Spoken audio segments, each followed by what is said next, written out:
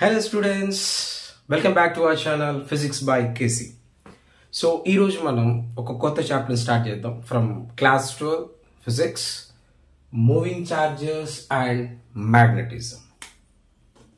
So chapter heading moving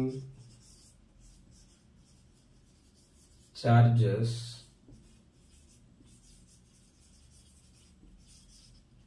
and magnetism.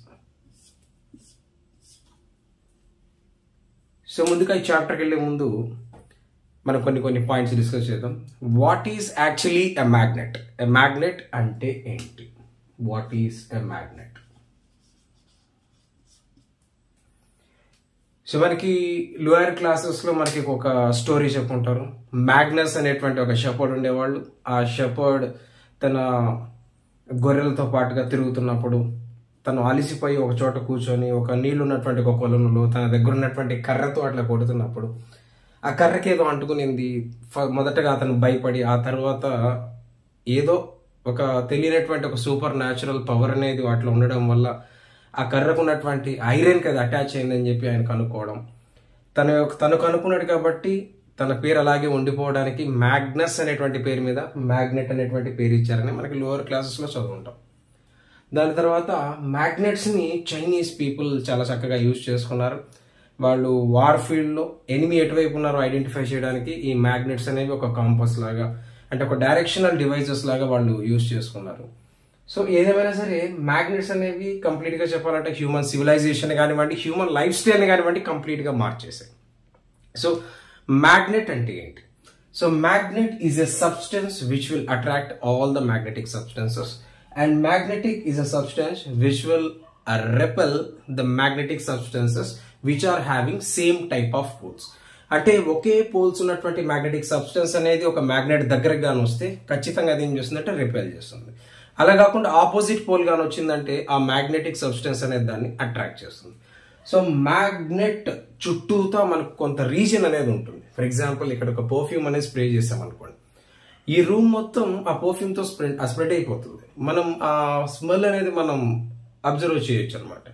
So అలాగే magnet అనేది ఒక సబ్స్టెన్స్, దాని చుట్టూతో ఒక మ్యాగ్నెటిక్ ఫీల్డ్ అనేది క్రియేట్ చేస్తుంది. ఓకే, మ్యాగ్నెట్ తన చుట్టూతో ఒక మ్యాగ్నెటిక్ ఫీల్డ్ అనేది క్రియేట్ చేస్తుంది. ఫర్ ఎగ్జాంపుల్ సో మనకి తెలిసినటువంటి common magnet it is a bar magnet. ఒక బార్ మ్యాగ్నెట్ తీసుకున్నాం అనుకోండి, ఈ బార్ మ్యాగ్నెట్ కి we have two different poles, north pole and south pole. So ఈ మ్యాగ్నెట్ చుట్టూతా we have these type of magnetic field lines. ఇలా ఉంటాయి కదా, నార్త్ పోల్ నుంచి స్టార్ట్ అవుతాయి, సౌత్ పోల్ సైడ్కి అవి వెళ్తూ ఉంటాయి. సో వీటిని ఏమంటారు? మ్యాగ్నెటిక్ ఫీల్డ్ లైన్స్ అంటారు. సో మరి ఫీల్డ్ అంటే ఏంటి? What is field and that to what is magnetic field? మరి మ్యాగ్నెటిక్ ఫీల్డ్ అంటే ఏంటి? సో ఏ రీజన్లో అయితే మనం ఈ మ్యాగ్నెట్ యొక్క ఎఫెక్ట్ ని మనం ఫీల్ అవ్వగలమో ఆ ఏరియా మొత్తాన్ని ఏమంటారంటే మ్యాగ్నెటిక్ ఫీల్డ్ అంటారు. అర్థమవుతుందా? అంటే ఇక్కడ ఒక మ్యాగ్నెట్ ఉంది కదా, సో ఈ మ్యాగ్నెట్ చుట్టూతా ఒక స్పెసిఫైడ్ రీజియన్ వరకు, ఫర్ ఎగ్జాంపుల్ నేను ఇక్కడ ఒక ఐరన్ నెయిల్ తీసుకొని వచ్చాను అనుకోండి, ఈ రీజియన్ లోపలికి ఒక ఐరన్ నెయిల్ గా తీసుకుంటే ఆబ్వియస్ గా మ్యాగ్నెట్ ఏం చేస్తుంది? దాన్ని అట్రాక్ట్ చేస్తుంది. ఫర్ ఎగ్జాంపుల్ ఇది సౌత్ పోల్ దగ్గరికి నేను ఒక సౌత్ పోల్ ని తీసుకొని వచ్చాను అనుకోండి, ఇంకొక బార్ మ్యాగ్నెట్ యొక్క సౌత్ పోల్ తీసుకొని వస్తే ఆబ్వియస్గా ఏం చేస్తుంది? అది రిపెల్ చేస్తుంది. అలా కాకుండా ఇదే సౌత్ పోల్ ని నేను కొంచెం దూరంలో కానీ ఉంచాను అనుకోండి, దాని మీద ఎలాంటి ఎఫెక్ట్ అనేది పనిచేయదు అనమాట. అంటే ఏ రీజన్ లో అయితే ఒక మ్యాగ్నెట్ తన ఇంపాక్ట్స్ చూపించగలదు ఆ రీజన్ ఏమంటారంటే మ్యాగ్నెటిక్ ఫీల్డ్ అంటారు అనమాట. సో ఇక్కడ ఈ మ్యాగ్నెటిక్ ఫీల్డ్ వేటి వల్ల క్రియేట్ అయింది? మ్యాగ్నెటిక్ ఫీల్డ్ లైన్స్ వల్ల క్రియేట్ అయింది అనమాట. సో ఇది ఒక సింపుల్ బార్ మ్యాగ్నెట్. ఇలా కాకుండా మనకి కొన్ని స్పెషల్ వెరైటీ ఆఫ్ మ్యాగ్నెట్స్ కూడా ఉంటాయి. వాటికి కూడా ఏముంటాయి? No matter whatever may be the type, అది ఎలాంటి మ్యాగ్నెట్ అయినా సరే డెఫినెట్ గా అది ఏం చేస్తుందంటే దాని చుట్టూతో ఒక మ్యాగ్నెటిక్ ఫీల్డ్ ని క్రియేట్ చేస్తుంది. సో ఇప్పుడు క్వశ్చన్ ఏంటంటే, అంటే నార్మల్ గా ఉన్నటువంటి మ్యాగ్నెట్స్ మాత్రమే మ్యాగ్నెటిక్ ఫీల్డ్ ని ప్రొడ్యూస్ చేస్తాయా? ఇంకా మ్యాగ్నెటిక్ ఫీల్డ్ ప్రొడ్యూస్ చేయడానికి వేరే అదర్ ఆల్టర్నేటివ్ ఏమన్నా లేదా అంటే వీ హ్యావ్ అన్ ఆల్టర్నేటివ్. మనం ఫస్ట్ చాప్టర్ లో ఎలక్ట్రిక్ చార్జెస్ అండ్ ఫీల్డ్స్ లో క్లియర్ గా చదువుకుంటాం అనమాట. సో ఏదైనా ఒక చార్జ్ అనేది రెస్ట్ లో ఉన్నప్పుడు దాని చుట్టూతో మనకు ఒక ఎలక్ట్రిక్ ఫీల్డ్ అనేది క్రియేట్ చేస్తుంది. అదే ఛార్జ్ అనేది ఒక యూనిఫామ్ మోషన్ తో వెళ్తున్నప్పుడు అది బోత్ ఎలక్ట్రిక్ ఫీల్డ్ దాంతో పాటుగా మ్యాగ్నెటిక్ ఫీల్డ్ ను కూడా క్రియేట్ చేస్తుంది. అదే ఛార్జ్ ఒక యాక్సలరేటెడ్ మోషన్ లో కానీ వెళ్తూ ఉంది అనుకోండి, ఆబ్వియస్ గా ఇది ఏం చేస్తుంది, ఎనర్జీని రేడియేట్ చేస్తుంది అనమాట. అంటే మనకి 3 డిఫరెంట్ కండిషన్స్ ఉన్నాయి. ఛార్జ్ రెస్ట్ లో ఉన్నప్పుడు ఎలక్ట్రిక్ ఫీల్డ్ మాత్రమే ప్రొడ్యూస్ చేస్తుంది. ఛార్జ్ అనేది యూనిఫామ్ మోషన్ లో వెళ్తున్నప్పుడు electric field as well as magnetic field produce చేస్తుంది. అదే ఛార్జ్ అనేది యాక్సలరేటెడ్ మోషన్ లో ఉన్నప్పుడు ఎనర్జీని రేడియేట్ చేస్తుంది అనమాట. సో ఇప్పుడు ఒక వైర్ లో మనం కరెంట్ పాస్ చేస్తున్నాం అనుకోండి. కరెంట్ పాస్ చేయడం అంటే అర్థం ఏంటి? సో ఏదైనా సరే ఒక కండక్టర్ లో కరెంట్ పాస్ అవుతుంది అంటే ఆబ్వియస్ గా మనం గుర్తుపెట్టుకోవాల్సింది ఏంటంటే I = Q/T. మనకి ఎలక్ట్రిక్ కరెంట్ అనేటువంటి చాప్టర్ లో మనం డిస్కస్ చేసుకుంటాం. సో చార్జెస్ అనేవి ఫ్లో అయ్యే దాన్ని బట్టి కరెంట్ డిపెండ్ అయి ఉంటుంది. So the total charges flown with in a given period of time we can simply consider it as current. So I = Q/T. అంటే ఇప్పుడు ఫర్ ఎగ్జాంపుల్ దీంట్లో కరెంట్ ఇలా వెళ్తుంది అనుకోండి. కరెంట్ వెళ్తుందంటే ఆబ్వియస్ గా దీనికి ఆపోజిట్ డైరెక్షన్ లో ఏమవుతుంటాయి, ఎలక్ట్రాన్స్ అనేవి మూవ్ అవుతూ ఉంటాయి, అంతే కదా. ఎలక్ట్రానిక్ కరెంట్ కన్వెన్షనల్ కరెంట్ కి ఎగ్జాక్ట్ గా ఆపోజిట్ డైరెక్షన్ లో ఉంటుంది. సో మరి ఇప్పుడు ఎలక్ట్రాన్స్ అనేవి కిందకి ఫ్లో అవుతున్నాయి కదా, ఇలా ఫ్లో అయ్యేటువంటి ఎలక్ట్రాన్స్ వల్ల, అంటే ఎలక్ట్రాన్స్ అంటే ఏంటి, charge carriers. Charge carriers movement లో ఉన్నాయంటే ఆబ్వియస్ గా ఏ మూవ్మెంట్ లో ఉన్నట్టు, చార్జ్ అనేది కూడా మూవ్మెంట్ లో ఉన్నట్టు. సో చార్జ్ అనేది మూవ్ అవుతుంది. దట్టు ఈ ఎలక్ట్రాన్స్ అనేవి VD అనేటువంటి డ్రిఫ్ట్ వెలాసిటీతో మూవ్ అవుతుంటాయి, డ్రిఫ్ట్ వెలాసిటీ. సో అంటే అవి ఒక కాన్స్టెంట్, ఒక ప్రపోర్షనల్ గా ఉన్నటువంటి ఒక కాన్స్టెంట్ వెలాసిటీతో మూవ్ అవుతున్నాయి. ఆ వెలాసిటీని డ్రిఫ్ట్ వెలాసిటీ అన్నాము. సో ఈ చార్జెస్ అన్ని మూవ్ అవడం వల్ల ఏమవుతుంది, ఒక కరెంట్ అనేది క్రియేట్ అయింది. సో మరి ఇప్పుడు ఈ కరెంట్ క్యారీ చేస్తున్నటువంటి కండక్టర్ వల్ల మ్యాగ్నెటిక్ ఫీల్డ్ ప్రొడ్యూస్ అవుతుందా? సో డెఫినెట్ గా ప్రొడ్యూస్ అవుతుంది. ఎలా ప్రొడ్యూస్ అవుతుందంటే దాని చుట్టూతా ఒక కాన్సెంట్రిక్ సర్కిల్స్ ఫామ్ లో మ్యాగ్నెటిక్ ఫీల్డ్ అనేది ప్రొడ్యూస్ అవుతుంది. అర్థమైందా? అంటే అది ఎలా కనుక్కోవాలి సార్ అంటే, ఫర్ ఎగ్జాంపుల్ ఈ మార్కర్ లో కరెంట్ పాస్ అవుతుంది అనుకోండి, పైకి పాస్ అవుతుంది అనుకోండి. కరెంట్ పాస్ అవుతున్నటువంటి డైరెక్షన్ లో నా థంబ్ని ప్లేస్ చేసి రిమైనింగ్ ఫింగర్స్ ని మనం కర్ల్ చేసాం అనుకోండి. ఈ కర్ల్ చేసేటువంటి ఫింగర్స్ ఏం రిప్రజెంట్ చేస్తుంది అంటే మ్యాగ్నెటిక్ ఫీల్డ్ ని రిప్రజెంట్ చేస్తుంది. అంటే ఇప్పుడైనా గమనించండి, ఒక మ్యాగ్నెటిక్ ఫీల్డ్ లైన్ ని మనం ఒక ఆరో మార్క్ తో రిప్రజెంట్ చేయొచ్చు, ఆరో మార్క్ తో. సో ఆరో మార్క్ ఏమిటి, front side and back side రెండు ఉంటాయి కదా. సో ఇవి రెండు ఇక్కడ రిప్రజెంట్ చేయొచ్చు అనమాట. ఫర్ ఎగ్జాంపుల్, సో ఇప్పుడు కరెంట్ అనేది దీంట్లో పాస్ అవుతుంది అనుకోండి. కరెంట్ పైకి పాస్ అవుతున్నప్పుడు right hand thumb rule wise మనం ఏం చెప్పొచ్చు, కరెంట్ ఫ్లో డైరెక్షన్ లో థంబ్ పెట్టినప్పుడు రిమైనింగ్ ఫింగర్స్ ఏవైతే ఉన్నాయో ఆ ఫింగర్స్ యొక్క డైరెక్షన్, ఆ కర్ల్ అవుతున్నటువంటి ఫింగర్స్ యొక్క డైరెక్షన్ మ్యాగ్నెటిక్ ఫీల్డ్ రిప్రజెంట్ చేస్తుంది. క్లియర్ గా అబ్జర్వ్ చేయండి, కరెంట్ పైకి వెళ్తుంది. నేను ఇప్పుడు ఆ వైర్ ని పట్టుకోవడానికి ట్రై చేస్తే ఫస్ట్ ఫింగర్స్ లోపలికి వెళ్ళాలి, దాని తర్వాత నుంచి బోర్డు లోపల నుంచి బయటికి రావాలి. అంటే ఫింగర్స్ ఇలా వెళ్ళి ఇలా రావాలి. అంటే ఒక ఆరో మార్క్ ఇలా వెళ్ళేటప్పుడు మనకి ఏం కనిపిస్తుంది, we can see the back side of that arrow mark. అంటే ఇటువైపు లోపలికి, ఇటువైపు నుంచి ఏమో at the same time they have to come outside, అంటే అక్కడ నుంచి అవి బయటికి ఇలా రావాలన్నమాట. సో ఇలా మ్యాగ్నెటిక్ ఫీల్డ్ అనేది ఏదైనా సరే ఒక కరెంట్ క్యారీ చేస్తున్నటువంటి కండక్టర్ లో ఫామ్ చేస్తుంది. అసలు ఫస్ట్ ఇలా ఒక కండక్టర్ లో కానివ్వండి లేదా ఏదైనా ఒక చార్జెస్ అనే మూవ్మెంట్ వల్ల మ్యాగ్నెటిక్ ఫీల్డ్ ప్రొడ్యూస్ అవుతుంది అని చెప్పినటువంటి సైంటిస్ట్ ఎవరంటే Hans Christian Oersted. Sir Hans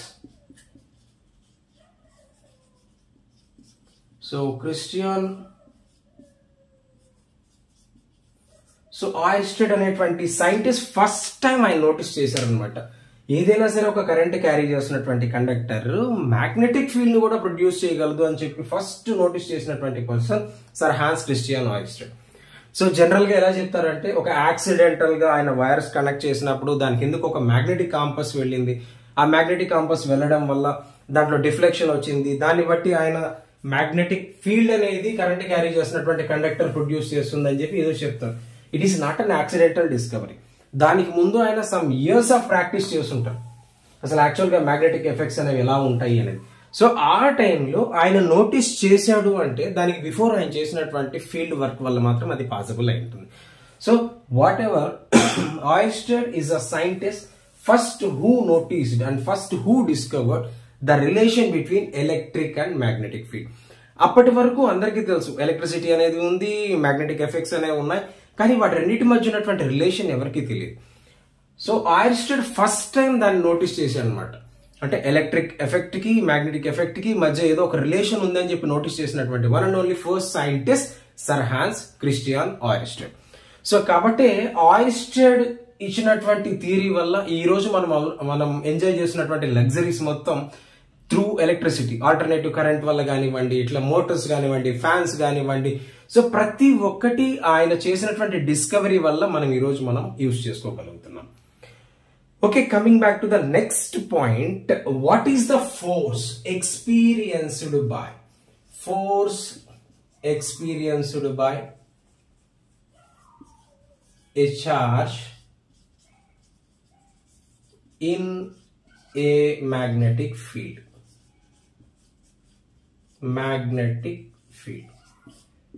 అంటే ఒక చార్జ్ అనేది మ్యాగ్నెటిక్ ఫీల్డ్ లోపల మూవ్ అవుతుంది అనుకోండి.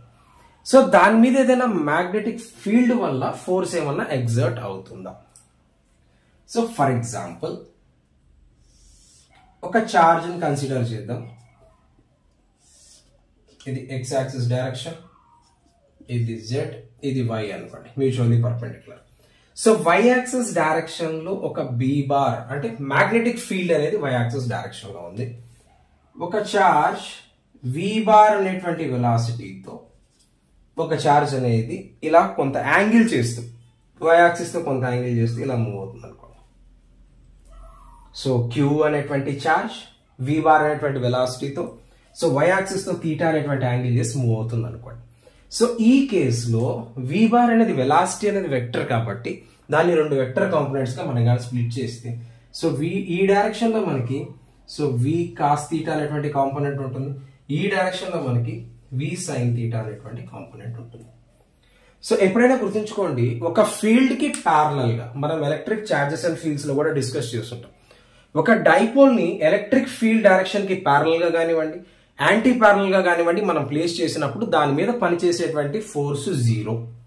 సో దాన్ని మనం అక్కడ stable equilibrium and unstable equilibrium అనేటువంటి కండిషన్స్ లో చదువుతాం. 0 degrees angle and 180 degrees angle. So ఇక్కడ వి కాస్ థీటా అనేది బి బార్ డైరెక్షన్ లో ఉంది కాబట్టి, అంటే ప్యారలల్ గా వెళ్తుంది కాబట్టి, సో దీని వల్ల ఈ చార్జ్ మీద ఎలాంటి ఫోర్స్ అనేది పనిచేయదు. సో మరి దేని వల్ల పనిచేస్తుంది అంటే, so F is directly proportional to be. So the magnitude of the magnetic field, so మనం తీసుకునేటువంటి మ్యాగ్నెటిక్ ఫీల్డ్ యొక్క ఇంటెన్సిటీ అది ఎంత స్ట్రాంగ్ గా ఉంది అనే దాని మీద డిపెండ్ అయి ఉంటుంది. Next F is directly proportional to charge, magnitude of the charge. So ఈ చార్జ్ అనేది మోర్ ద మ్యాగ్నిట్యూడ్ అనుకోండి, it can experience more the force. ఆ చార్జ్ యొక్క మ్యాగ్నిట్యూడ్ తక్కువ అనుకోండి, it can experience less the force. And third quantity is F is directly proportional to V sine theta.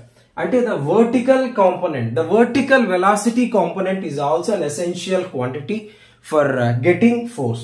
అంటే ఈ charge మీద పనిచేసేటువంటి ఫోర్స్ ఈ వర్టికల్ కాంపోనెంట్ మీద కూడా డిపెండ్ అయ్యింది. So from this what we can write, F is proportional to QVB sin theta. QVB sin theta. So ఇప్పుడు constant of proportionality నేను 1 తీసుకుంటే, ఇప్పుడు 1 అనేటువంటి 1 నేను కాన్స్టెంట్ ఆఫ్ ప్రపోర్షనల్ గా తీసుకున్నాను అనుకోండి, it will become F is equal to QVB sin theta. ఒక వెక్టర్ ఫామ్ లో రాయాలి అనుకుంటే F bar is equal to Q into V bar cross B bar. ఒక చార్జ్ మ్యాగ్నెటిక్ ఫీల్డ్ లోపల మూవ్ అవుతున్నప్పుడు ఆ చార్జ్ మీద పనిచేసేటువంటి ఫోర్స్ ఎంత అంటే F is equal to QVB sin theta లేదా F bar is equal to Q into V bar cross B bar. Very very very very very important formula. So this is the basic formula, మనకు ఖచ్చితంగా దాన్ని గుర్తుపెట్టుకోవాలి. ఓకేనా, right. So ఇక్కడ ఉన్నటువంటి charge, for example ఇదే charge plus Q place లో minus Q గాని తీసుకుంటే, ప్లస్ క్యూ ప్లేస్ లో మైనస్ క్యూ గాని తీసుకుంటే, ఇక్కడ చూడండి ఫైనల్ గా మనకి ఫర్ ఎగ్జాంపుల్ ప్లస్ క్యూ తీసుకున్నా మనకి ఫార్ములా వచ్చింది. అయ్యా ఇప్పుడు ఫోర్స్ డైరెక్షన్ ఎలా ఉంది అనేటువంటి డౌట్ వచ్చింది అనుకో. ఫోర్స్ డైరెక్షన్ ఎలా ఉంది, ఇక్కడ ఇది ఒక క్రాస్ ప్రోడక్ట్. క్రాస్ ప్రోడక్ట్ కేసుకు వచ్చేటప్పటికి ఎప్పుడైనా మనం గుర్తుంచుకోవాల్సింది ఒకటే, ఫస్ట్ వెక్టర్ సైడ్ లో మన హ్యాండ్ ఇలా ఉంచి నెక్స్ట్ క్రాస్ లో ఉన్నటువంటి నెక్స్ట్ వెక్టర్ సైడ్ మనం కానీ హ్యాండ్స్ ఫోల్డ్ చేస్తే, రిమైనింగ్ ఫింగర్స్ కానీ ఫోల్డ్ చేస్తే, థంబ్ డైరెక్షన్ అనేది మనకి ఈ ఫోర్స్ యొక్క డైరెక్షన్ రిప్రజెంట్ చేస్తుంది, అంటే క్రాస్ ప్రోడక్ట్ యొక్క డైరెక్షన్ రిప్రజెంట్ చేస్తుంది. సపోజ్ ఇది ఇలా ఉంది కాబట్టి సో ఈ వి బార్ ని ఇలా ఫోల్డ్ చేస్తున్నాం, వి బార్ ని ఇలా ఫోల్డ్ చేస్తున్నాం కాబట్టి, అంటే వి బార్ ఇలా ఉంది, వి బార్ ని ఇలా ఫోల్డ్ చేసాం కాబట్టి థంబ్ ఏ డైరెక్షన్ లో చూపిస్తుంది, జెడ్ యాక్సిస్ డైరెక్షన్ లో చూపిస్తుంది. సో ఆబ్వియస్లీ నాకు ఫోర్స్ ఏ డైరెక్షన్ లో ఉంటుంది, ఈ డైరెక్షన్ లో. సో అదే ఇప్పుడు మైనస్ క్యూ గా తీసుకుంటే it exactly opposite to the positive charge direction. అంటే ఆ కేసులో ఫోర్స్ ఎలా ఉంటుంది అంటే రివర్స్ డైరెక్షన్ లో ఉంటుంది. అంటే ఇక్కడ మనం క్రాస్ ప్రోడక్ట్ అనేటువంటి క్వాంటిటీని కూడా మెన్షన్ చేసాం కాబట్టి definitely we have to mention how the force is acting, అంటే ఏ డైరెక్షన్ లో ఫోర్స్ పనిచేస్తుంది అనేది కూడా మనం రిప్రజెంట్ చేయాలి. ఓకేనా? సో ఇలా మనం ఒక చార్జ్ మీద మ్యాగ్నెటిక్ ఫీల్డ్ లో క్రియేట్ అయ్యేటువంటి ఫోర్స్ ని క్యాలిక్యులేట్ చేయొచ్చు. రైట్? ఒకవేళ నార్మల్ ఒక సింగిల్ చార్జ్ కాకుండా గ్రూప్ ఆఫ్ చార్జెస్ వెళ్తున్నాయి అనుకోండి. Group of charges in the sense ఏదైనా ఒక కరెంట్ క్యారీ చేస్తున్నటువంటి కండక్టర్ ని మనం ఒక మ్యాగ్నెటిక్ ఫీల్డ్ లో కానీ ప్లేస్ చేస్తే అది ఎక్స్పీరియన్స్ చేసేటువంటి ఫోర్స్ ఎంత? ఒక చార్జ్ అయితే మనం F is equal to QVB sin theta అని రాయగలిగాం. మరి ఎంటైర్ గా ఒక కండక్టర్ నే ప్లేస్ చేసాం అనుకోండి, అప్పుడు దాని మీద పనిచేసేటువంటి ఫోర్స్ ఎంత? సో దాన్ని ఎలా క్యాలిక్యులేట్ చేయాలో ఇప్పుడు చూద్దాం. ఫర్ ఎగ్జాంపుల్ ఇందాక తీసుకున్నట్లుగానే 3 యాక్సిస్ మ్యూచువల్ పర్పెండిక్యులర్ గా తీసుకున్నాం అనుకోండి. సో ఫర్ ఎగ్జాంపుల్ ఇది X, ఇది Y, ఇది Z అనుకుంటే ఈ డైరెక్షన్ లో ఒక కండక్టర్ ని తీసుకుందాం. అంటే ఒక కరెంట్ క్యారీ చేస్తున్నటువంటి కండక్టర్ ని మనం ఇలా తీసుకుందాం అనుకోండి. సో ఇది ఒక కండక్టర్. సో దీని క్రాస్ సెక్షన్ ఏరియా వచ్చి A, ఈ కండక్టర్ యొక్క లెంత్ L అనుకోండి. సో దీంట్లో I అనేటువంటి కరెంట్ ఇలా ఫ్లో అవుతుంది అనుకోండి. సో ఆబ్వియస్ గా మనం ఏం చెప్పొచ్చు, ఎలక్ట్రాన్స్ అనేవి ఈ డైరెక్షన్ లో మూవ్ అవుతున్నాయి with a drift velocity VD అనుకోండి. సో ఇక్కడ magnetic field direction as usual B bar direction లో ఉందనుకోండి. చూడండి, ఒక కరెంట్ క్యారీ చేసినటువంటి కండక్టర్ ని ఈ X యాక్సిస్ డైరెక్షన్ లో తీసుకున్నాము.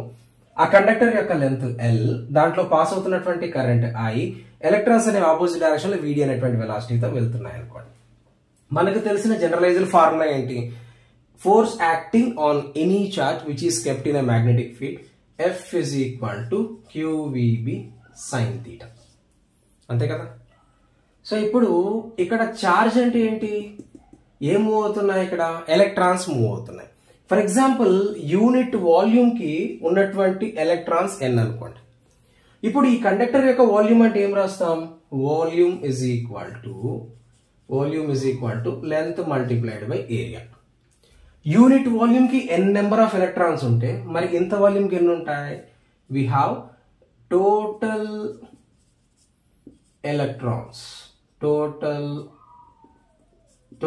electrons is equal to so L N A E, right? ఇది వాల్యూమ్. యూనిట్ వాల్యూమ్ కి n నెంబర్ ఆఫ్ ఎలక్ట్రాన్స్ ఉన్నాయి. సో మనం తీసుకున్నటువంటి ఎలక్ట్రాన్స్ ఎన్ని ఉంటాయంటే ఎన్ని ఉంటాయి. సో అంటే దీన్నే ఫర్ ఎగ్జాంపుల్ ఇక్కడ వరకే రాసుకోండి. సో టోటల్ చార్జ్ అంటే ఏం రాయొచ్చు అప్పుడు? So total charge is equal to LNA into E. ఇది టోటల్ చార్జ్. అంటే ఇప్పుడు పైన ఉన్నటువంటి ఫార్ములాలో మనం క్యూ ప్లేస్ ఏం రాయొచ్చు? F is equal to L into N into A into E and V place లో VD and B as usual sin theta. VD ఎందుకు తీసుకున్నాం? Because electrons are moving with drift velocity. ఓకేనా? Drift వెలాసిటీతో move అవుతున్నాయి కాబట్టి ఏం తీసుకున్నాం? అక్కడ VD అనేటువంటి క్వాంటిటీని మెన్షన్ చేస్తాం. ఫైన్. ఇప్పుడు చూడండి ఇక్కడ ఏం రాయొచ్చు? మనం ఎలక్ట్రిక్ కరెంట్ లో ఒక ఫార్ములా నేర్చుకుంటాం. So I is equal to current I is equal to NEAVD అనేటువంటి ఫార్ములా నేర్చుకుంటాం.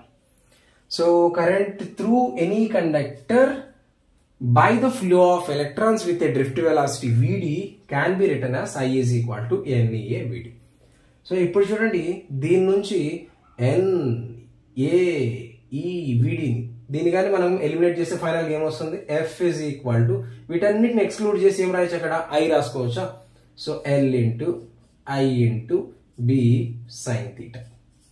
సో అంటే ఫైనల్ గా దీన్ని ఏం రాయొచ్చు? F is equal to ILB sin theta. F is equal to ILB sin theta. So force acting on any current carrying conductor which is placed in a magnetic field is F is equal to ILB sin theta. So దీన్నే vector form లో రాయాలి అంటే F bar is equal to I into L bar cross B bar. So this is the vector form. ఇక్కడ మనకు ఒక doubt రావచ్చు. Sir అది ఎలా పాసిబుల్? ఎల్ అనేది లెంత్ కదా, లెంత్ అనేది వెక్టర్ ఎలా అవుతుంది? సో ఇక్కడ క్వశ్చన్ గుర్తుపెట్టుకోండి, లెంత్ అనేది వెక్టర్ కాదు, లెంత్ డైరెక్షన్ లో కరెంట్ మూవ్మెంట్ యొక్క లెంత్ ని తీసుకొని కరెంట్ యొక్క డైరెక్షన్ మీద బేస్ చేసుకొని డ్రా చేసే వెక్టర్ ని లెంత్ వెక్టర్ అంటారు. ఎలా అయితే మనం గాస్ లా గురించి మాట్లాడేటప్పుడు ఒక ఏరియా తీసుకొని ఆ ఏరియాకి పర్పెండిక్యులర్ గా ఒక వెక్టర్ డ్రా చేస్తుంటాం, దాన్ని ఏరియా వెక్టర్ ఏ బార్ అని తీసుకుంటాం. సో అలాగే ఇక్కడ లెంత్ వైజ్ కరెంట్ ఫ్లో అవుతున్నటువంటి డైరెక్షన్ లో మనం తీసుకునేటువంటి వెక్టర్ ఏమంటారు అంటే లెంత్ వెక్టర్ అంటారు. So finally F is equal to ILB sin theta. ఇక్కడ మనకి రెండు ఫార్ములాస్ వచ్చాయి. So force acting on a charge which is placed in a magnetic field F is equal to QVB sin theta. Force acting on a current carrying conductor which is placed in a magnetic field is F is equal to ILB sin theta. So ఇప్పుడు ఇక్కడ angle ఒకటి వచ్చింది మనకి sin theta. So theta అనేటువంటి value తీసుకున్నాం. ఈ theta అనేది force మీద ఎలాంటి ఇంపాక్ట్ చేస్తుంది అనేది ఇప్పుడు మనం చూద్దాం. సో ఇప్పుడు యాంగిల్ మారింది అనుకోండి, ఆబ్వియస్లీ మనకి అక్కడ వచ్చేటువంటి ఫోర్స్ కూడా మారాలి. సో ఒక్కసారి మనం కన్సిడర్ చేద్దాం యాక్చువల్ గా ఏం జరుగుతుంది అనేది. So both charge as well as current carrying conductor రెండిటి మీద ఎలాంటి ఇంపాక్ట్ ఉందో ఇప్పుడు మనం చూద్దాం. For example, so first charge కి తీసుకుందాం. సో ఇటువైపు చార్జ్, ఇటువైపు కండక్టర్ తీసుకుందాం. సో చార్జ్ మీద వర్క్ అయ్యేటువంటి ఫోర్స్ ఎంత? F is equal to QVB sin theta. Conductor మీద వర్క్ అయ్యే ఫోర్స్ ఎంత? F is equal to ILB sin theta. అంతేనా? F is equal to QVB sin theta, F is equal to ILB sin theta. So theta is equal to 0, 180. So theta 0 అయింది అనుకోండి, లేకపోతే 180 అయింది అనుకోండి, ఆ కేసులో ఫోర్సెస్ ఏమవుతాయి? So F is equal to QVB sin 0 అయినా 0నే, sin 180 అయినా 0నే. అంటే అప్పుడు ఫోర్స్ ఎంత అవుతుంది? 0. సిమిలర్లీ ఇక్కడ కూడా F is equal to ILB sin 0 కేసులో 0 అయిపోతుంది, sin 180 కేసులో కూడా ఏమవుతుందంటే 0. F is equal to 0. అంటే ఒక చార్జ్ మ్యాగ్నెటిక్ ఫీల్డ్ డైరెక్షన్ కి ప్యారలల్ గా కానివ్వండి, యాంటీ ప్యారలల్ గా కానీ మూవ్ అవుతుంటే ఆ కేసులో ఫోర్స్ 0. అలాగే ఒక కరెంట్ క్యారీ అవుతున్నటువంటి కరెంట్ మ్యాగ్నెటిక్ ఫీల్డ్ కి ప్యారలల్ గా కానీ యాంటీ ప్యారలల్ గా కానీ ఉన్నప్పుడు దాని మీద వర్క్ అయ్యేటువంటి ఫోర్స్ ఎంత అంటే 0. సో అలా కాకుండా if a charge is moving with an angle 90 degree with the magnetic field అనుకోండి, ఆ కేసులో ఏమవుతుంది? F is equal to QVB sin 90. Sin 90 value is 1, so that you can experience a maximum force of QVB. Very important. ఎప్పుడైతే ఒక charge అనేది magnetic field కి perpendicular గా travel అవుతుందో, it can experience maximum force. Just like that, if we place a current carrying conductor perpendicular to the magnetic field, so on that case we can experience the maximum force. If theta is equal to 90, F is equal to ILB sin 90. So sin 90 is 1, so F is equal to ILB. So this is the maximum value. So oka charge experience చేసేటువంటి maximum force ఎంత అంటే we can write it as F is equal to ILB. ఓకేనా? So ఇప్పుడు ఈ special cases లోనే theta value అనేది 0, 180 కాకుండా theta is equal to 90 అయితే ఒక చార్జ్ అనేది మ్యాగ్నెటిక్ ఫీల్డ్ లోకి 90 డిగ్రీస్ యాంగిల్ తో ఎంటర్ అయినప్పుడు దాని మీద ఎలాంటి ఫోర్సెస్ పనిచేస్తాయో ఇప్పుడు మనం చెక్ చేద్దాం. Right,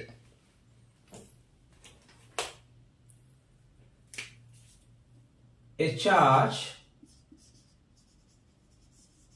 enters into a magnetic field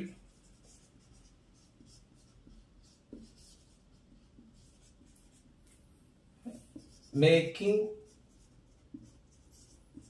an angle 90 degree with B bar. So magnetic field తో 90 డిగ్రీస్ యాంగిల్ చేస్తూ ఒక చార్జ్ ఎంటర్ అయితే సో దాని మీద ఎలాంటి ఫోర్సెస్ వర్క్ అవుతాయి? So this is what we will consider now. Right, board చిన్నది, space సరిపోవట్లేదు, అందుకే ఆఫ్ చేస్తాం. Suppose consider a magnetic field perpendicularly inwards. ఎక్కడైతే యారో మార్క్ క్రాస్ మార్క్ అనేది ఇలా కనిపిస్తుందో దీని అర్థం ఏంటంటే మ్యాగ్నెటిక్ ఫీల్డ్ అనేది సర్ఫేస్ లోపలికి వెళ్తుంది. అదే డాట్ ఉందనుకోండి, మ్యాగ్నెటిక్ ఫీల్డ్ సర్ఫేస్ నుంచి బయటకు వస్తున్నాడు. సో ఇక్కడ మనకి క్రాస్ ఉంది కాబట్టి we can consider a magnetic field is going into the surface. Surface లోపలికి మ్యాగ్నెటిక్ ఫీల్డ్ వెళ్తుందని మనం అర్థం చేసుకోవాలి. ఓకేనా? So this is V bar direction. ఇప్పుడు ఒక చార్జ్ V బార్ అనేటువంటి వెలాసిటీతో ఇలా వచ్చింది అనుకోండి. A charge enters into this magnetic field with a velocity V bar. V bar అనేటువంటి వెలాసిటీతో ఇలా ఎంటర్ అయింది అనుకోండి. సో ఇలా ఎంటర్ అవుతున్నప్పుడు వెలాసిటీ డైరెక్షన్ ఇలా ఉంది, మ్యాగ్నెటిక్ ఫీల్డ్ డైరెక్షన్ ఇలా ఉంది. అంటే ఎగ్జాక్ట్ గా వీటి మధ్య యాంగిల్ ఎంత ఉంది? 90 degrees. సో మనం ఇదివరకే చదివినట్టుగా F is equal to QVB or QBV. So this is the maximum force it can experience. ఈ ఫోర్స్ దీని మీద పనిచేస్తుంది. ఈ ఫోర్స్ పనిచేస్తుంది, అది ఎలా పనిచేస్తుందో కూడా చెప్పాలి కదా. సపోజ్ V బార్ ఈ డైరెక్షన్ లో ఉంది, క్రాస్ ప్రోడక్ట్ చేయాలి కదా. దీని నుంచి ఏం రాయొచ్చు? F bar is equal to Q into V bar cross B bar రాయొచ్చా? అంటే cross product is in between V bar as well as B bar. V bar ఇలా ఉంది, B బార్ లోపలికి ఉంది. అంటే I have to move like this, I have to move like this. అంటే ఇక్కడ పనిచేసేటువంటి ఫోర్స్ డైరెక్షన్ ఎలా ఉంది? ఇలా ఉంది ఫోర్స్ యొక్క డైరెక్షన్. సో అంటే ఈ చార్జ్ ఇలా గ్రాడ్యువల్ గా వచ్చి ఏమవుతుందంటే ఒక సర్కిల్ ని ఫామ్ చేస్తుంది. సర్కిల్ ని ఎందుకు ఫామ్ చేస్తుంది సార్? సపోజ్ ఇక్కడ చార్జ్ ఇలా వెళ్తుంది అనుకోండి, దీని మీద పనిచేసేటువంటి ఫోర్స్ ఇలా ఉంటుంది, అంటే లోపలికి లాగుతుంది. ఇక్కడ వెలాసిటీ డైరెక్షన్ ఇలా ఉందనుకోండి, దీని మీద పనిచేసేటువంటి ఫోర్స్ ఇలా ఉంటుంది. ఇక్కడ వెలాసిటీ డైరెక్షన్ ఇలా ఉందనుకోండి, దీని మీద పనిచేసేటువంటి ఫోర్స్ ఇలా ఉంటుంది. ఇక్కడ వెలాసిటీ డైరెక్షన్ ఇలా తీసుకుంటే ఫోర్స్ ఇలా ఉంటుంది. అంటే ఓవరాల్ గా మీరు కానీ గమనిస్తే ఇక్కడ ఒక ఫోర్స్ అనేది సెంటర్ సైడ్ లాగుతుంది, సెంటర్ సైడ్ లాగుతుంది. ఇలా లాగినప్పుడు ఈ చార్జ్ అనేది దీని మీద ఇంకా ఏ అదర్ ఫోర్స్ పని చేయకపోతే ఈ చార్జ్ ఇక్కడికి వచ్చి సెంటర్ లో వచ్చి ఆగిపోవాలి. కానీ అలా లేకుండా ఏమవుతుంది? అది ఒక సర్క్యులర్ మూమెంట్కి వచ్చింది. అంటే ఏదైనా సరే ఒక చార్జ్ మీద కొంత ఫోర్స్ వర్క్ అవ్వడం వల్ల ఒక సర్క్యులర్ మూమెంట్కి వచ్చింది అంటే అక్కడ పనిచేసేటువంటి ఫోర్సెస్ ఈక్విలిబ్రియం లో ఉన్నాయి. అంటే two equal and opposite forces ఇక్కడ పనిచేసి దాన్ని ఒక సర్క్యులర్ మూమెంట్ కి తీసుకొని వచ్చాయి. అంటే ఇప్పుడు ఒక ఆబ్జెక్ట్ అనేది సర్క్యులర్ మూమెంట్ లో ఉంది అంటే దాని మీద పనిచేసేటువంటి ఫోర్సెస్ ఏంటి? సెంట్రిపెటల్ ఫోర్స్ FC అనేటువంటి ఫోర్స్ డెఫినెట్ గా పనిచేస్తుంది, FC. ఇప్పుడు మ్యాగ్నెటిక్ ఫీల్డ్ లోకి ఎంటర్ అయినటువంటి చార్జ్ మీద పనిచేసేటువంటి ఫోర్స్ ఏంటి? మ్యాగ్నెటిక్ ఫోర్స్ అనేది పనిచేస్తుంది. So FC is equal to FM అనుకోండి, magnetic force. So FC is equal to FM అయితే తప్ప ఇలా సర్క్యులర్ మూమెంట్ కి రాదు. So as we know centripetal force FC can be written as mv square by r. ఇక్కడ r ఏంటి? ఈ circular path యొక్క రేడియస్ ఏదైతే ఉందో అదే r. ఈ సర్క్యులర్ పాత్ యొక్క రేడియస్ r. ఇది దేనికి ఈక్వల్ అయింది? QVB కి ఈక్వల్ అయింది. ఇప్పుడు క్వశ్చన్ ఎలా అడుగుతారు అంటే a charge enters into a magnetic field by making an angle of 90 degree. So then what is the radius of that circular path? అంటే ఈ R ని కనుక్కోమంటారు. దీని నుంచి R ఎలా కనుక్కోవచ్చు చూడండి. So from this what we can write? R is equal to mv square divided by QVB. ఒక V cancel అయితే R is equal to mv by QB.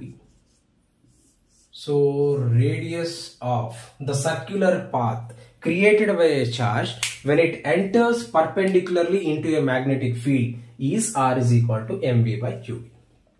Right, ఇక్కడికి ఒక టాస్క్ అయింది. ఇప్పుడు దీని నుంచి ఇంకొక క్వశ్చన్ కూడా అడిగేదానికి ఛాన్స్ ఉంది. ఏంటి అంటే ఒక చార్జ్ ఎంటర్ అయింది, ఎంటర్ అయిన తర్వాత ఒక సర్క్యులర్ పాత్ ని కంప్లీట్ చేయడానికి ఎంత టైం పడుతుంది? That is time period. So time period అంటే ఎలా క్యాలిక్యులేట్ చేయొచ్చు? So time period T calculate చేయాలి. సో మనకి తెలిసిన ఫార్ములా చూడండి, స్పీడ్ ఈజ్ ఈక్వల్ టు ఏం రాయొచ్చు? Or velocity is equal to ఏం రాయొచ్చు? Velocity is equal to displacement by time. దీని నుంచి టైం ఈజ్ ఈక్వల్ టు ఏం రాయొచ్చు? Time or time period is equal to displacement by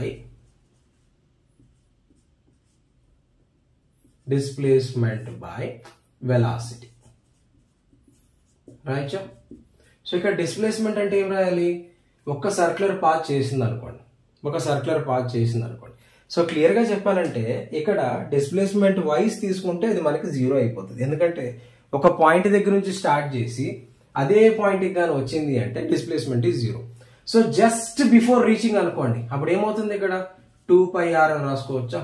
circumference of a circle. So circumference of a circle and velocity ఎంత? v అనేటువంటి వెలాసిటీతో వచ్చింది. So just we calculated or value. So that is equal to 2π into mv divided by qb into v. ఇవి cancel అయితే final గా ఏమొచ్చింది మనకి? 2πmi qb. So this is the time period. బాగా గమనించండి, టైం పీరియడ్ లో వెలాసిటీ కాంపోనెంట్ అనేది ఏం లేదు ఇక్కడ, అసలు v అనేటువంటి లెటర్ లేదు. దాని అర్థం ఏంటి?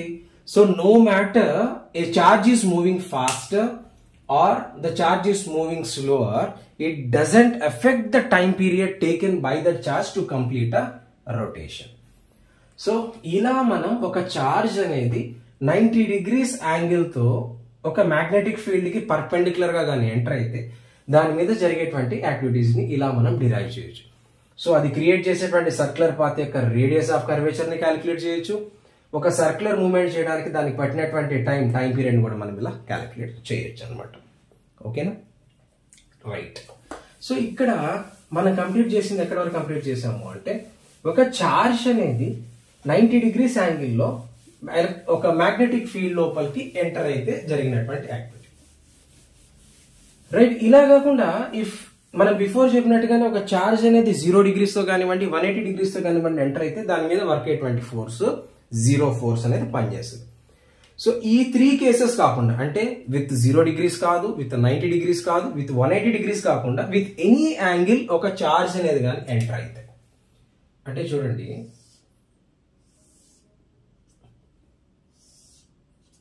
So b bar direction x అనుకోండి, y యాక్సిస్, z యాక్సిస్ అనుకోండి. So other than these 3 angles 0, 90 and 180 ఒక చార్జ్ అనేది v అనేటువంటి వెలాసిటీతో which is making an angle θ ఇలా ఎంటర్ అయింది అనుకోండి. So its velocity is v bar. ఆబ్వియస్గా ఈ డైరెక్షన్ లో మనం v cos θ తీసుకోవచ్చు, ఈ డైరెక్షన్ లో v sin θ తీసుకోవచ్చు. ఇలా ఎంటర్ అయితే డెఫినెట్ గా ఏం చేస్తుందంటే అదొక సర్క్యులర్ పాత్ అనేది క్రియేట్ చేస్తుంది. సర్క్యులర్ పాత్ క్రియేట్ చేసినా కానీ అక్కడే ఉండకుండా ఇక్కడ ఒక వెలాసిటీ కాంపోనెంట్ పనిచేస్తుంది. ఇది ఏం చేస్తుందంటే, ఫర్ ఎగ్జాంపుల్ ఇమాజిన్ చేయండి, ఇలా ఒక సర్క్యులర్ పాత్ ని క్రియేట్ చేసింది. ఇలా క్రియేట్ చేసిన సర్క్యులర్ పాత్ ని ఈ హారిజాంటల్ కాంపోనెంట్ గ్రాడ్యువల్ ఇలా లాక్కుంటూ వెళ్తుంది. అంటే ఫైనల్ గా మనకి సర్క్యులర్ పాత్ కాకుండా అక్కడ ఒక హెలికల్ పాత్, ఒక హెలిక్స్ అనేది ప్రొడ్యూస్ అవుతుంది. అంటే ఒక చార్జ్ అనేది ఒక మ్యాగ్నెటిక్ ఫీల్డ్ లోపలికి అదర్ దాన్ 0, 90 అండ్ 180 కానీ ఎంటర్ అయితే అది క్రియేట్ చేసేటువంటి పాత్ ఎలా ఉంటుందంటే it is a helical path, అంటే ఒక హెలిక్స్ ఫామ్ లో ఇలా ప్రొడ్యూస్ అవుతుంది. Are getting my point? So ఇది హెలిక్స్ అయినా కానీ దీని ఒక సర్క్యులర్ షేప్ లోనే ఉంటుంది, అంటే it is having some radius. ఈ సర్క్యులర్ పాత్ కి పక్కనే ఉన్నటువంటి కాన్సిక్యూటివ్ సర్క్యులర్ పాత్ కి మధ్య ఉన్నటువంటి డిస్టెన్స్ ని మనం పిచ్ అంటాం. PITCH పిచ్ అని అంటాం. సో ఇప్పుడు యాజ్ యూజువల్, అంటే ఇప్పుడు సర్క్యులర్ పాత్ క్రియేట్ అవ్వడానికి రీజన్ ఎవరు? v sin θ. హెలిక్స్ క్రియేట్ అవ్వడానికి రీజన్ ఎవరు? v cos θ. సో ఇప్పుడు ఈ సర్క్యులర్ పాత్ యొక్క రేడియస్ ఆఫ్ కర్వేచర్ ఎంతో కనుక్కుందాము అంటే, సో సేమ్ ఇలా చేసినట్లుగానే ఇక్కడ కూడా 2 ఫోర్సెస్ పనిచేస్తుంటాయి. That is FC is equal to FM. FC అంటే ఏం రాస్తాం? m into v² sin² θ by r. v² sin² θ ఎందుకు రాసాం? ఇక్కడ ఏంటి వెలాసిటీ కాంపోనెంట్ ఏది responsible? v sin θ whole square కాబట్టి v² sin² θ by r is equal to QVP. ఓకేనా? మనకి కావాల్సింది r. సో దీని నుంచి ఏం రాయొచ్చు? r is equal to mv². ఇక్కడ కూడా చూడండి, ఇక్కడ పనిచేసే ఫోర్స్ కూడా ఏంటి? v sin θ into b. So mv² sin² θ divided by q v sin θ into b. v sin θ cancel. So final గా ఏమొచ్చింది మనకి? mv by qb. mv sin θ by qb. This is radius of curvature. MV sine theta by QB. So radius అనేది వచ్చేసింది. Again మళ్ళీ same story, time period ఎంత పడుతుంది. So time period అంటే ఏం తీసుకోవాలా, time period t is equal to, so circumference is 2πr by velocity is v sin theta. So 2π into r అంటే ఇప్పుడే క్యాలిక్యులేట్ చేసాం కదా, mv sin theta by qb into v sin theta. v sin theta cancel. So finally మనకి ఏమొచ్చింది, 2πm by qb. This is time period. Same as it is ఇందాక వచ్చిన ఫార్ములాలో కూడా మనకి వెలాసిటీ కాంపోనెంట్ అనేది లేదు, అలాగే ఇక్కడ కూడా వెలాసిటీ కాంపోనెంట్ అనేది లేదు. రైట్, ఇక్కడ పిచ్ అని చెప్పాను కదా, ఈ పిచ్ ఎలా క్యాలిక్యులేట్ చేయాలి. సో పిచ్ అనేది ఎలా క్యాలిక్యులేట్ చేయాలంటే horizontal velocity component v cos theta multiplied by time period. ఇప్పుడు మనం క్యాలిక్యులేట్ చేసాం కదా టైం పీరియడ్, దాన్ని హారిజాంటల్ కాంపోనెంట్ తో కానీ మల్టిప్లై చేస్తే యూ కెన్ గెట్ పిచ్. అంటే v cos theta multiplied by 2πm divided by qb. అంటే 2πm v cos theta divided by qb is pitch. So ఇలా మనం ఏదైనా ఒక charge other than 0, 180 and 90 degrees కానీ ఎంటర్ అయితే, సో ఫైనల్ గా మనకు వచ్చేటువంటి రిజల్టెంట్ షేప్ వచ్చి హెలిక్స్ షేప్ లో వస్తుంది. అంటే ఒక స్ప్రింగ్ అనుకోండి, ఒక స్పైరల్ అనుకోండి. సో ఇలాంటి ఒక స్పైరల్ షేప్ అది క్రియేట్ చేస్తుంది. ఈ స్పైరల్ షేప్ ఇలా ఇలా ఇలా వస్తుంది అనమాట. చూడడానికి స్పైరల్ అయినా సరే ఇది ఎలా ఉంటుంది, మీరు కానీ కంప్రెస్ చేస్తే ఒక సర్క్యులర్ ఫామ్ లోనే ఉంటుంది. సో ఆ సర్క్యులర్ పాత్ క్రియేట్ అవ్వడానికి రెస్పాన్సిబుల్ ఎవరంటే v sin theta. ఈ హెలిక్స్ క్రియేట్ అవ్వడానికి రెస్పాన్సిబుల్ ఎవరంటే v cos theta. సో కాబట్టి వాటిని మనం ఇలా క్యాలిక్యులేట్ చేయొచ్చు అనమాట. ఓకేనా.